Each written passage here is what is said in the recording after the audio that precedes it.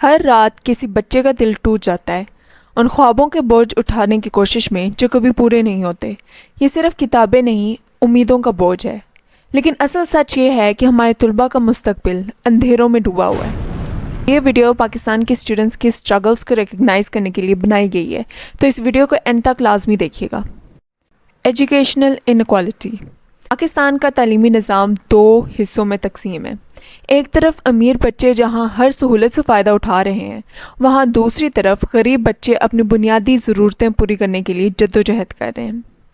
Interesting fact یہ ہے کہ پاکستان کے 38% پبلک سکولز میں بجلی، پانی اور ٹوائلٹس جیسی بنیادی فیسلٹیز دستیاب نہیں ہیں۔ کیا یہ بچے کم ضروری ہیں؟ کیا ان کی خواہشیں کم اہمیت رکھتی ہیں؟ یہ سوال ہم سب کے لیے، بلکہ کچھ بچوں کو تو یہ اپرچونٹی بھی نہیں دی جاتی کہ وہ بنیادی تعلیم حاصل کر سکیں۔ Mental health crisis. ہمارے طلباء کا سب سے بڑا دشمن صرف ٹیکسٹ بکس نہیں، بلکہ وہ جذباتی اور ذہنی دباؤ ہے جو ہر دن ان کے دل اور ذہن کو برباد کر رہا ہے۔ ہر دن جو جذباتی جنگ وہ لڑ رہے ہیں وہ کسی کو دکھائی نہیں دیتی۔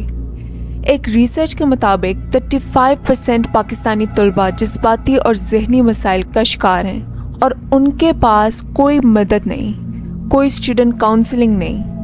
انفیکٹ پاکستان میں تو مینٹل ایشوز سمجھا ہی نہیں جاتا کیونکہ وہ دکھائی نہیں دیتے، لیکن جتنی امپورٹنٹ ہماری فزیکل ہیلتھ ہے اتنی ہی امپورٹنٹ، بلکہ اس سے بھی زیادہ ہماری مینٹل ہیلتھ امپورٹنٹ ہے۔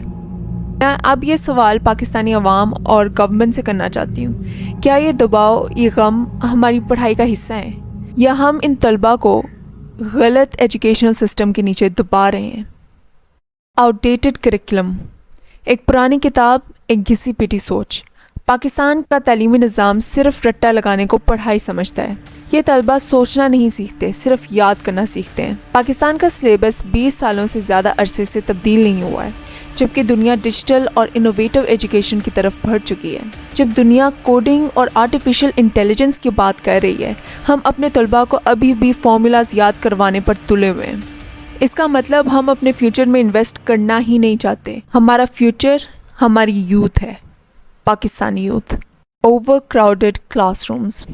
کیا آپ ایک ٹیچر سے امید کر سکتے ہیں کہ وہ 60 بچوں کو ایک ساتھ پڑھا سکے؟ اکثر پاکستان کے اسکولوں میں ٹیچر کو اتنی زیادہ ذمہ داریاں دی جاتی ہیں کہ ہر بچہ ان کے لیے صرف ایک نمبر بن کر رہ جاتا ہے۔ پاکستان میں ایک ٹیچر کے پاس 47 اسٹوڈنٹس پر کلاس ہے، جبکہ دنیا میں یہ ریشیو 25 اسٹوڈنٹس کا ہے۔ اب اتنا زیادہ ڈفرینس آپ کو دیکھنے کو مل رہا ہے، تو اوبویسلی اسٹوڈنٹس کو ان کے حصے کی اٹینشن ان کو نہیں ملتی۔ جہاں ایک بچے کا سپنا مر جاتا ہے، وہاں پوری نسلوں کا مستقبل ضائع ہو جاتا ہے۔ Economic struggles. بچپن جو دوستوں کے ساتھ کھیلنے اور سپنے دیکھنے کے لیے ہوتا ہے، اکثر ہمارے طلباء کے لیے یہ ایک جنگ بن کر رہ جاتا ہے۔ انہیں صرف پڑھنا نہیں، گھر کا گزارا بھی کرنا ہوتا ہے۔ پاکستان میں 12 ملین بچے چائلڈ لیبر کا شکار ہیں، جنہوں نے اسکول چھوڑ کر اپنے گھر والوں کی مدد کرنے کے لیے کام شروع کر دیا ہے۔ یہ صرف امیدوں کا بوجھ نہیں، ان بچوں کے کندھوں پر پورے خاندان کا بوجھ ہے۔ Examination pressure and cheating culture. جب نظام میں اتنی کمیاں ہوں تو چیٹنگ ایک عام چیز بن جاتی ہے۔ طلباء کے پاس اور کوئی راستہ نہیں بچتا جب ان کا مستقبل صرف ایک ایگزام کے رزلٹ پر مبنی ہو۔ 2022 میں سندھ بورڈ کے پیپرز کئی دفعہ لیک ہوئے، جو طلباء کے لیے ایک بہت افسوسناک حقیقت تھی۔ جب سسٹم خود ہی ناانصافی کرے تو طلباء جو ہیں وہ چیٹنگ کرنے پر مجبور ہو جاتے ہیں۔ Unnecessary tuition centres.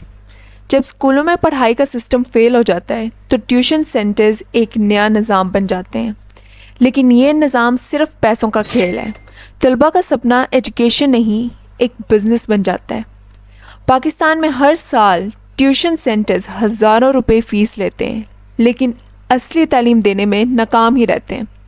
ہر پیرنٹ اپنے بچے کو یونیورسٹی تک پڑھا کر فخر محسوس کرتا ہے، مگر اصل کہانی تب شروع ہوتی ہے جب گریجویٹ ہونے کے باوجود نوکری نہیں ملتی۔ ڈگری ہاتھ میں ہے، لیکن زندگی کا راستہ اب بھی بند ہے۔ پاکستان میں 60% گریجویٹس ان امپلائڈ ہیں۔ اگر وہ ان امپلائڈ نہیں تو انڈر امپلائڈ ہیں، اور انہیں اپنے سپنے پورے کرنے کے لیے ملک چھوڑ کر جانا پڑتا ہے۔ کرپشن ان ایجوکیشن سسٹم۔